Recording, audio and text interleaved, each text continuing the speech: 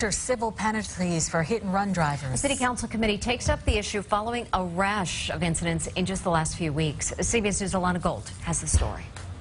City leaders want to limit these hit-and-runs, and they hope that fines will be the answer. So at 11 o'clock this morning, they're going to meet here at this building on Broadway, and the issue will go to a vote. If the vote is yes, drivers might have to pay thousands of dollars if they leave the scene of an accident.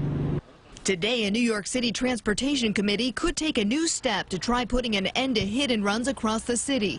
It was just last week that NYPD spent hours on scene in Jackson Heights, Queens, investigating one of these crimes on Northern Boulevard that killed 17-year-old Ovidio Jaramillo. He was always the nicest person ever. You would see this kid all the time on the block if anybody needed help. The driver has not been found, and police say they need to track down this man who allegedly got out of the passenger seat of the vehicle shortly after the incident.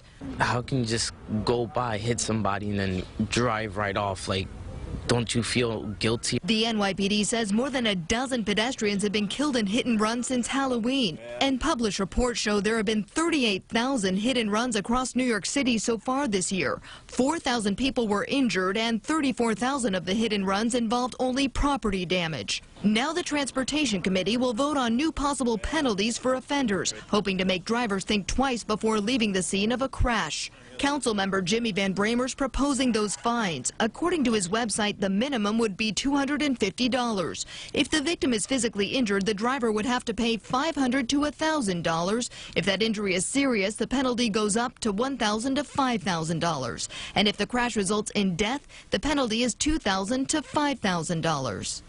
The fines would be in addition to criminal charges. Again, that vote will happen in just a few hours, and we'll let you know what happens. In Lower Manhattan, Ilana, CBS 2 News.